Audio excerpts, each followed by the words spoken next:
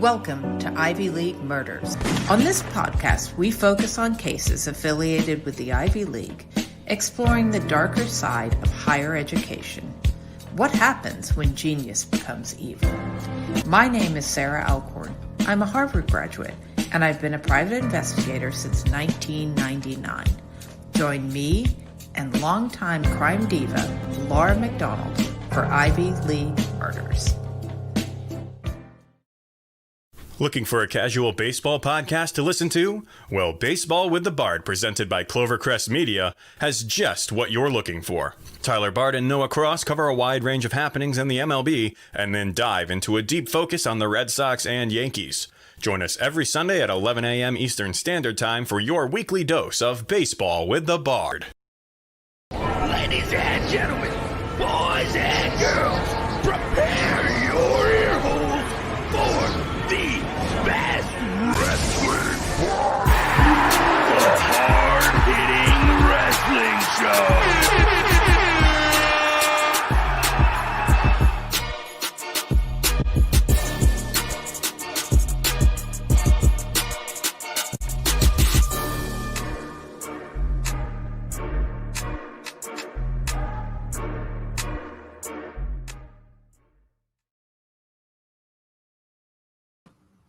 Hello and welcome everyone to the Hard Hitting Wrestling Show. I am your host, Hector Vasquez, and I want to move back because last week we started the Tag Team Turmoil Round 1, the 80's bracket in the East region, and the results featured all the top tag teams seeded advancing to the next round.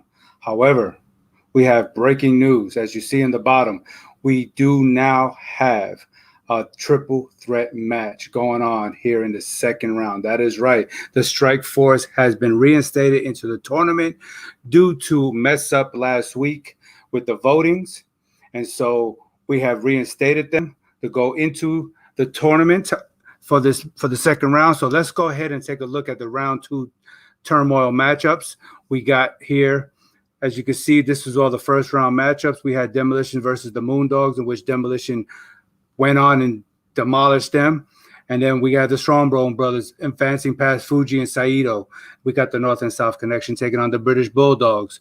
And then as you see right down there, we have the Strike Force, the U.S. Express, and the Wild Samoans going at it in a triple threat match. And then to round out the final 4 matchups is the Dream Team versus the Hart Foundation.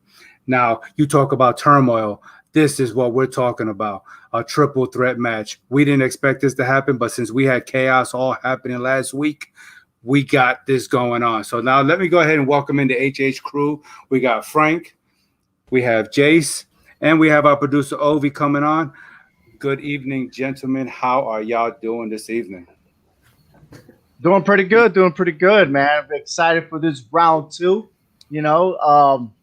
Surprisingly, that most of the top seeds made it to the second round, minus that little hiccup with Strike Force and U.S. Express, man. But I'm pretty excited to see this triple threat match going in here and see who will actually make it to the semifinals. How about you, Jace? I'm excited. I'm ready to debate. I'm ready. I got my notes all prepped, and I'm just ready. Notes? You need notes? Yeah. Well, you're going to school? Yeah, I was born in 97. Exactly. You're going to get your ass schooled. Exactly. Yeah, I had to do research. Research. You got your encyclopedia? Oh, no, you went to Google. My bad. Yeah. WWE Network. I watched, too. Welcome, Frank. Frank got the stats. Hey, always, right? Hey, I'm excited to see how we end up going in round 2 now. I missed round 1. I would have wanted Colossal Connection, but that's a different story, and we'll just keep on going. Yes, most definitely. We got to keep going, man. Definitely. That was a massacre last week. Definitely a different story for a different day, but let's go ahead and jump into this Final 4 matchup going on here. We got the first matchup with Demolition versus the Strongbow brothers. Now, you talking about 2 different tag teams from the same decade, but on the opposite ends of the decade here. Okay, so I'm going to lead this off, and I'm going to let you know that I think that in this matchup right here, Demolition's with just with their aggressive style that they came to the ring with. I mean, just their appearance alone is intimidating. Okay, but their aggressive style and the way they dominated matches, they worked so well as a tag team, on either side of the field as far as heels or faces. I mean, I just honestly think that no matter how well the Strongbos worked together and became tag team champions, I think the Demolition here will actually beat these guys in a one-on-one match, in a one-fall match. Most definitely, I agree with you there. Let's take it back a little bit that the Demolition was formed in January of 1987. It started with Bill Eadie as Axe and Randy Colley as a formerly, the Moondog Rex, which is the team that the Demolition defeated in round 1. Okay. And then it was later, Colley was later replaced by Barry Darso as Smash because so many people remembered Colley as Moondog Rex. So the Demolition won the WWF Tag Team titles from Rick Martel and Tino Santana, which we'll be talking about the Strike Force later on. But as far as here's the list of opponents that the Demolition had. They defeated the British Bulldogs, the Hart Foundation, the Rockers, the Barbarians, who else? Butler Stevens, Todd Becker, and even Arn Anderson and Terry Blanchard, man. The list goes on and on and on. So, for me, the Strongbow brothers, the only experience they had was against Mr. Fuji and Mr. Saito. And so that's why I'm saying by unanimous, for me and the way I see it, Demolition moves on. All right. Frank? Hey, look, it's Demolition all the way. Even though the Colossal Connection did beat Demolition, all right, you're looking at one of the most dominant tag teams, all right, in the 80s era. It was Demolition. They held 2 title reigns, one of them being for 478 days. You don't see that nowadays anymore. Actually, you do, because the New Day just broke that record. Correct. Mm-hmm. I was correcting myself, but you barely see it nowadays. So I mean, in this case, there's hands down, it's Demolition. I think also one-on-one Demolition would have destroyed the Strongbow brothers. So let me ask you this: with the Demolition's long reign, and I know we'll get into the New Day later on in their bracket and their long reign. Who do you think had the better competition in their decade? To say that they are true champions for how long they had those titles. Yeah, that's a great question. And like I said, we'll probably do that more on the bracket with the New Day. But look at Demolition has a laundry list of teams and that's including jobbers. So many matches, and yet they were still tag team champions. No one could take that away, And the fact that, and Greg the Hammer Valentine even said it, that on a podcast, that Vince McMahon wanted him to find the Road Warriors. He wanted the Road Warriors in WWE or WWF, excuse me. And because they were not successful at the beginning, that's what formulated the Demolition. So imagine that. So, but we can argue about this later, and I know we're going to talk about this again. But right now, as we speak, we could say that the Demolition was probably the greatest champions of all time, tag team champions. But we still got 3 more decades to go to make that argument. Jace, talk to me, brother. What do you think about this matchup? This is easy. Demolition, just their resume speaks for itself. And the fact that they were the longest reigning tag champs for so long, it speaks for themselves. Strongbow brothers, they had a pretty easy victory over in the first round because of the head-to-head. But if the Strongbow brothers were in if the seeding was different, I don't know if they make it past the first round. But Demolition, they're a championship contender for this tournament. Demolition is going to move on.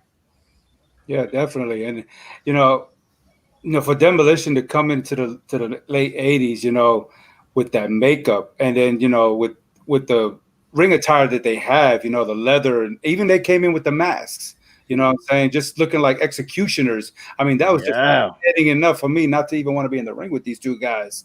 You know, especially if their names is Axe and Smash. Oh, forget about it. I don't think I want to bring any kind of bow and arrow to this match. Oh no. Look at how many people nowadays are coming to the ring in leather. You don't see anyone coming to the ring in a Native American headdress anymore. Yeah, this the one that's trying to bring it back is Tommaso Ciampa when he made his debut last week in NXT. He came in covered looking like a demolition. So we'll see what type of appearance he has later on tonight. Yeah. So it looks like Demolition is a unanimous decision here that they move on. Strongbow brothers are gone. So now I think we have a tougher matchup coming next with the British Bulldogs versus the North and South Connection.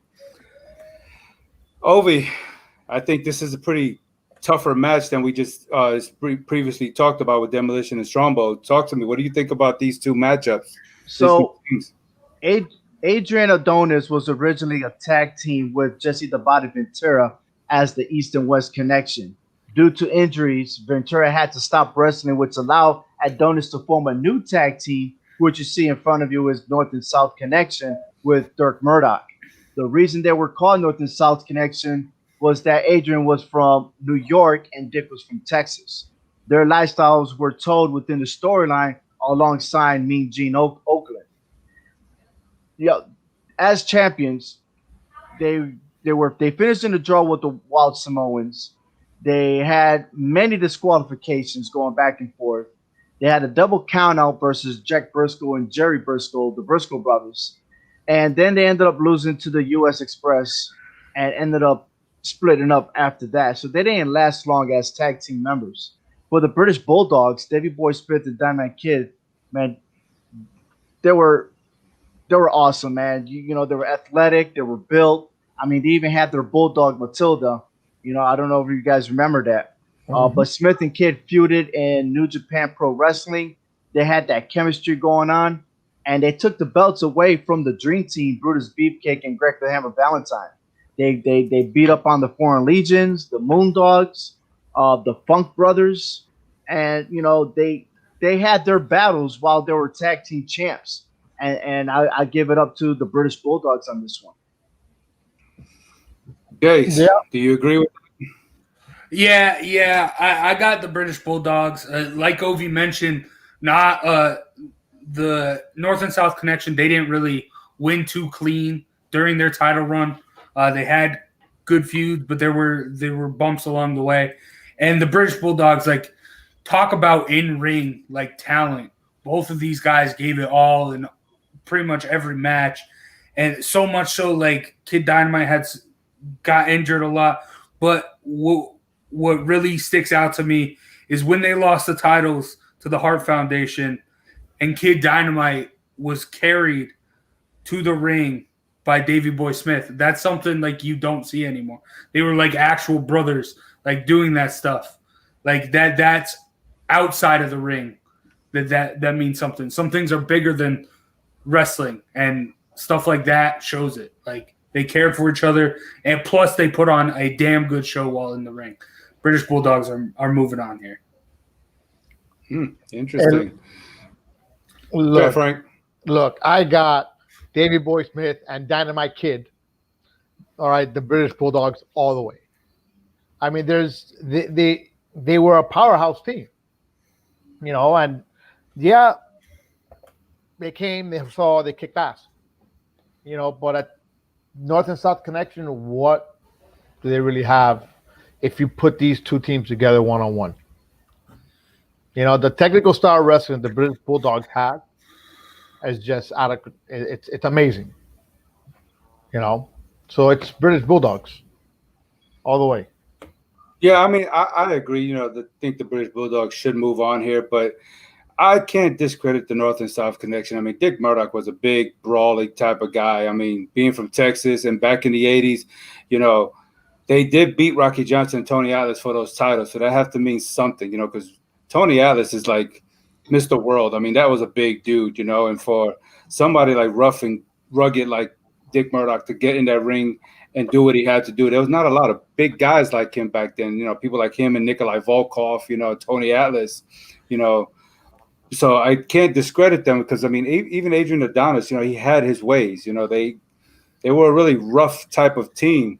But, yeah, you're right. At the end of the day, you know, Davey Boy Smith and Dynamite Kid, you know, just being two powerhouses. I mean, at that time, you couldn't really tell who was the more powerful one out of the two.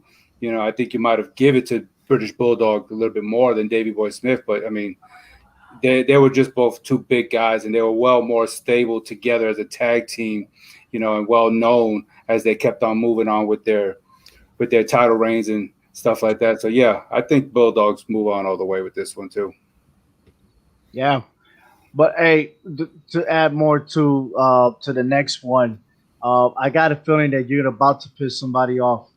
I really do. And the two criminals are not here with us, with Joe and Tyler. So I don't know about you, man, but I'm sure gonna be pissing people off shortly. Yeah. Yeah, and speaking of which, let's take a small commercial break right now with that. And I want to go ahead and just mention to the viewers out there, I want you to go ahead and join Robert Benjamin and Joe Aguilar as they discuss topics on the current events that will shake you up and piss you off. So listen to the CMG podcast, I'll Piss You Off Shortly, live every Tuesdays at 9 p.m. Eastern on Facebook, or you can listen to them on Spotify or Apple. Once again, the podcast is called I'll Piss You Off Shortly. Follow them on Facebook and Instagram.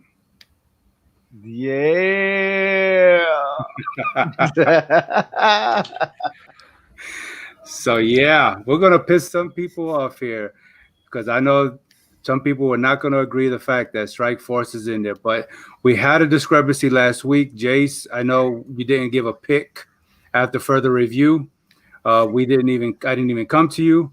You didn't chime in. So you didn't give us a pick. And even though I was the only one that went for Strike Force, but your vote could have still mattered to where it could have just been a swing vote and changed somebody else's mind, and then we could have had more of a chaos. But right, let's see what this goes on here. So, Jace, I'm going to give you the floor here with this. Talk to me, brother. What do you see with these three tag teams? All right. Well, the big thing for me why I picked Strike Force over US Express is you compare resumes. Yes, maybe the US Express has a better one, but wrestling isn't all about wins and losses. It's about the storyline. And Strike Force, how they formed, how Tito Santana came off the announcing desk doing Spanish commentary to come and help Rick Martel. That was a great formation right there. And then to lead in to their reign as a tag team, but then also to come back to their split up to where Martel turned on Santana and just left him out to dry at WrestleMania 5. That's a compelling story from the beginning, middle, and end. So that's why I had them over the US Express. Now, when you get into this triple threat match, I hate to say it, but the Wild Samoans are going to take this. Their resume is just so strong, and they have impacted so many people. Granted, US Express and Strike Force have had their impact too, but Rick Martel and Tito Santana, I don't think people are going, the Strike Force are my big impact when they're talking about Rick Martel and Tito Santana. But the Wild Samoans, they've had a big impact both inside the ring and outside the ring.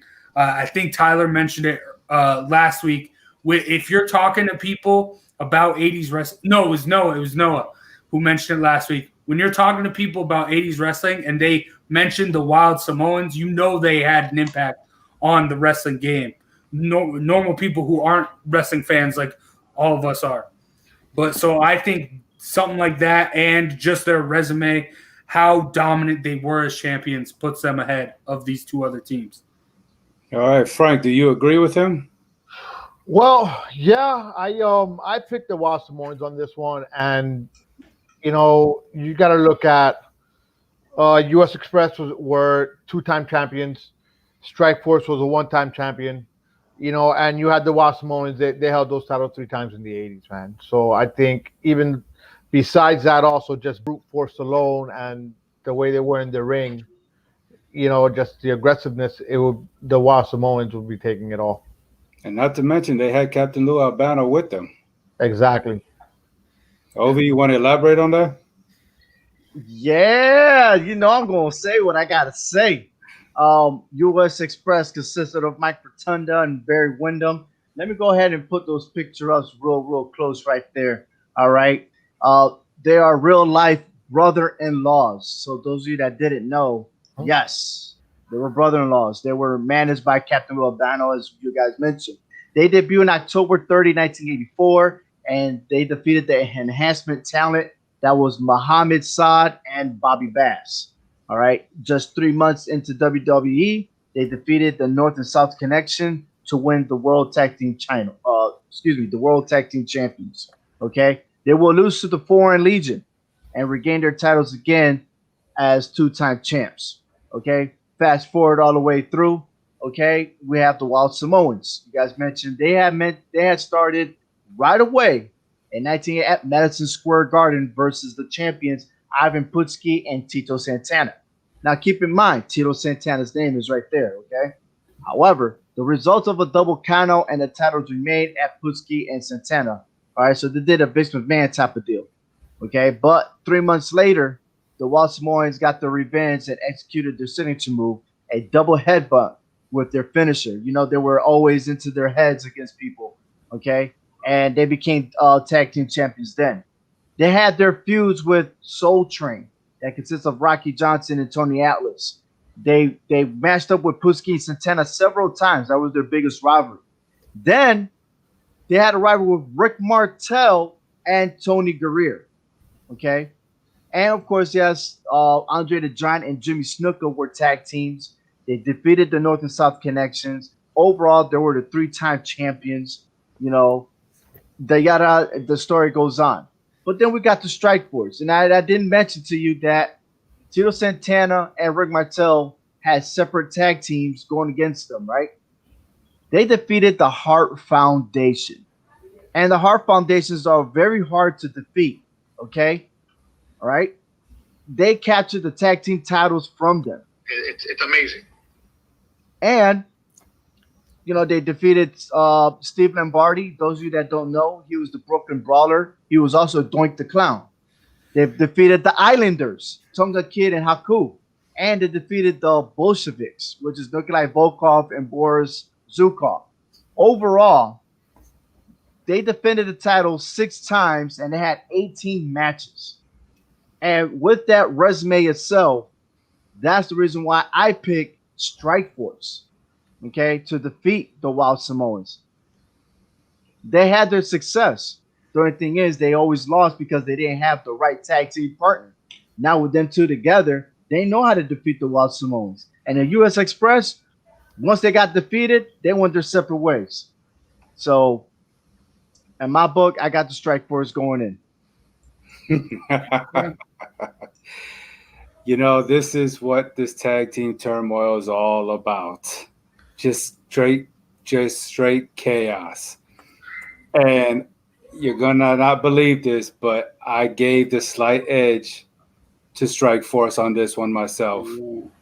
Okay, if they were not in it officially, then that might have been a different story. I mean, the Wild Samoans, don't get me wrong, they had this most outrageous behavior that you didn't really see on TV in the 80s. Okay, they would eat raw fish in live interviews. Okay, they would be picking their noses. They just do some wild, some crazy things that you did not even want to be in the same ring with them. And having Captain Lou Albano as their spokesman, he was that modern day Paul Heyman. I mean, you could not touch these guys. I mean, they even beat the Strongbro brothers back in '83.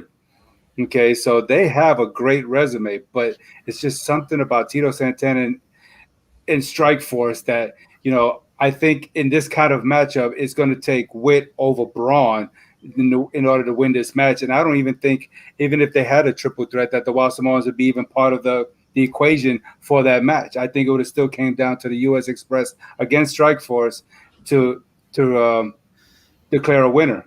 And so I say the Strike Force will win this match. But now we have a tie. We have a tie with Wild Samoans for you two, right? Right. Then we also have US Express with Joe and Tyler. Look, this is simple. They all move on, and it's gonna be a 4-way. So the next bracket. That's it.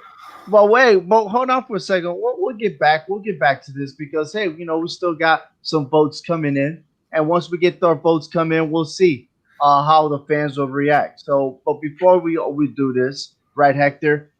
Let's take a short break. Let's recalculate everything, right?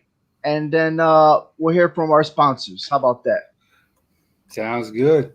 All right. The Cross'em Wrestling Entertainment Podcast, presented by Clovercrest Media, is what you AEW fans have been looking for. Noah Cross and Tyler Bard give their take on every week's episode of Dynamite. If you are a massive AEW fan, then it is time to join us every Sunday at noon Eastern Standard Time. Stay Cross'em.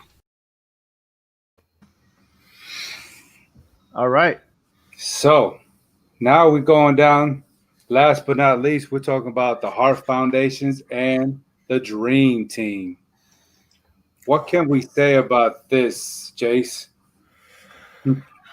This one is tough. I think this is the hardest matchup that we have here. I know you and Ovi weren't too fond of the Dream Team. You didn't have them moving on, but I think it's tough. These guys both have similar resumes when it comes to like titles. The Hart Foundation, they had success. They had a lot more success, but the formation of the Dream Team with Valentine being the IC champion and Brutus Beefcake helping him keep that championship, I think that plays a big part of the equation here too. But I think when you come down to it, the Hart Foundation, they just had a bigger impact on wrestling. And that's what's going to bring them ahead here and give them the win here. I have the Hart Foundation moving on. Frank? Simple. I got the Hart Foundation going on. There's no other argument for it. I mean, you got, your number 2 seed. They're one of the. I think we're losing them right together. Now. Let's see if we get them back real quick. Frank, are you there? The Hart Foundation. Okay. Hart Foundation. All right. Ovi? I think he said Hart Foundation again. Yeah, he said Hart Foundation. Well, I tell you what, I also picked the Hart Foundation. Their feud with Greg the Hammer Valentine. Actually, their biggest feud was Greg the Hammer Valentine and the Honky Tonk Man, more than what you see there with Brutus Beefcake. Beefcake went separate ways after losing their championship to the British Bulldogs. They never really had a success against the Hart Foundation. Anytime that Greg Valentine ever faced the Hart Foundation, he just never had that success. So it doesn't matter who was his tag team. He always ended up on the wrong direction, which was being pinned. So that's why I picked the Hart Foundation. Yeah, and the Hart Foundation is a more stable team. I mean, because even when the Dream Team, could not click on all cylinders, they bring in Dino Bravo, and then they create a new Dream Team, kicking Brutus Beefcake out. I mean, you don't see that with the Hart Foundation. If they have their issues, whether they keep the titles or lose the titles, they're going to work through things together. And there was this time in which the Hart Foundation did separate to go into singles competitions. But at the end of the day, they still came back together and went after the tag team championships. So, I mean, being together or separated, they still came back together. And even though they came back together after a while, they still clicked on all cylinders. And that's was something that Beefcake and Valentine never really had. Yeah, you might have given them the slight size advantage, but ring technician, you got Bret the Hitman Hart in there. The excellence of execution. The best there is, the best there was, and the best there ever will be. Hands down, I mean, that right there enough alone will say that the Hart Foundation beats the Dream Team in this matchup. Absolutely, and I agree with you all the way, man. But hey, the biggest thing that we got going on right now is that triple threat match. Do we just go ahead and have ourselves a fatal four-way? This is going to be a very tough competition for the Hart Foundation, but I think a fatal four-way is called for the next round.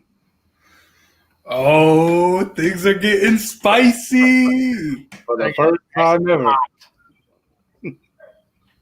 And hopefully we can get everybody on to argue that case to see who is going to move on to the championship match versus either Demolition or the British Bulldogs.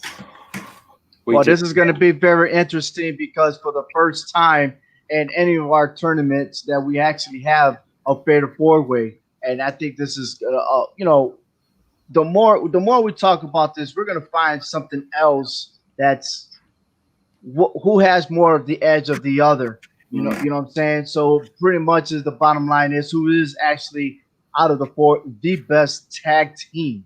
And if we're going to save this for next week, most definitely, I think that in my opinion, the Hart Foundation may have an advantage, but we have to wait and see because arguments could go either way for any four of these tag teams. And then on the other side, you have the Demolition and the British Bulldogs. Listen, just because it's just one match right there, that is very difficult to determine as well. Okay, because they all have their strengths and weaknesses, and to be honest with you, this is going to be a one hell of a debate. Don't you think, Hector? I think so too. I mean, I think we got all the teams in there, especially with the Fatal Four-Way. We have a lot of opinions on who we think is the best, but now that you're matching up all four teams together here, this is going to be just outlandishly crazy. I really do look forward to the Demolition and the Bulldog matchup. I mean, we're talking about two hard-hitting teams right here. Two teams that can really punch you in the mouth hard and make you think twice about trying to get back in the ring with them. So, yeah, next week is going to be very interesting, but we're going to hopefully narrow it down to two of the best to go for the 80s championship title. Yes, indeed. Hey, so before we end this segment and stuff like that, one quick commercial break, and I have a special announcement to make for all our viewers. You want to stick around and hear what I have to say. When I was 12 years old, I became a Jack Nicholson superfan. This happened almost overnight on an evening in February 1997 when I first saw The Shining. Here's Johnny! In those 20 plus years, I never stopped being a Jack superfan. I want the truth! You can't handle the truth! Get ready for You Don't Know Jack, hosted by me. Subscribe today on your favorite podcast platform. That's right. You don't know Jack. And you can't handle the truth about what I'm going to tell you. And that is right here, ladies and gentlemen. Our special guest next week will be no other than Tito Santana. That's right, ladies and gentlemen. Check it out next week, 8 o'clock p.m. Eastern Time. We'll be back live with our special guest, Tito Santana. Man, he is the most coolest guy to talk with. I had a brief moment this weekend to have a one-on-one, and I just can't wait till he comes to our show. And he'll probably educate us more about being a tag team. So I just can't wait to see. I really can't wait to have this day come in. September 8th, mark it on your calendar, 8 o'clock p.m. Eastern Standard Time, is Tito Santana on the Hard Hitting Wrestling Show.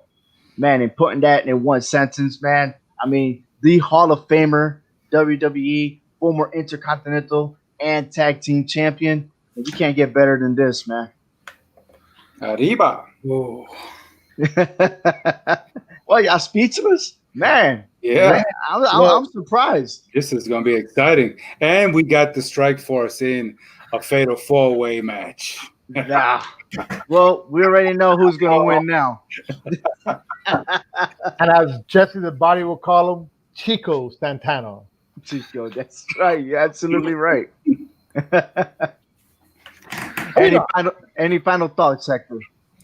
I think next week is going to be interesting, very, very fun. We're going to be having a special guest on our show, and then we're going to have the Tag Team Turmoil continuing also, with the chaotic Fatal 4, and just try to crown a 80s champion, hopefully. But yeah, this is going to be very interesting to see.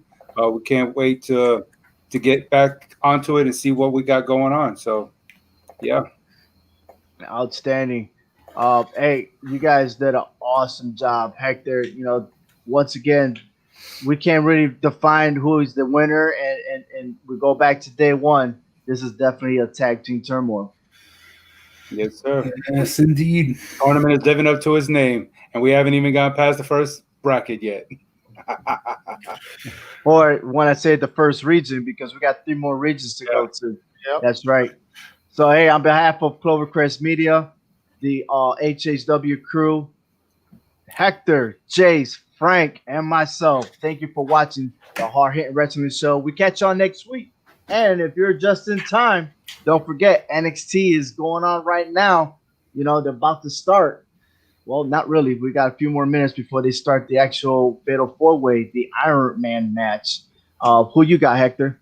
I got Finn Balor on this one. Jace? I got Finn too. It's his time. I'm not going to ask you. Go away. Matter of fact, you're out of here. I believe this is Finn Balor's moment, man. I really do. But if I have to pick a second winner, it could be Tommaso Ciampa. Because he's back, and we don't have Karrion Kross. So there's a big factor there. But anyways, thank you guys, and I'll see you guys next week. Don't forget to visit www.clovercrestmedia.com and also check out my website, HHWShow.com, for the latest wrestling news, rumors, predictions, and all that you could find that represents Clovercrest Media. Visit the HHWShow.com sportscast, where you can find all the news, rumors, updates, and predictions from the Hard Hitting Wrestling Show, all 4 downs, join about the G-Men, and keys to the city. If you ever want to do a podcast, this is the place to do it. Starting at $15 a month, you can get unlimited hosting and $50 a month for the full package.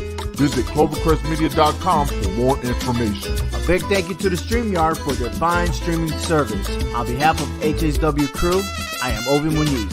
Thank you for listening to the Hard Hitting Wrestling Show.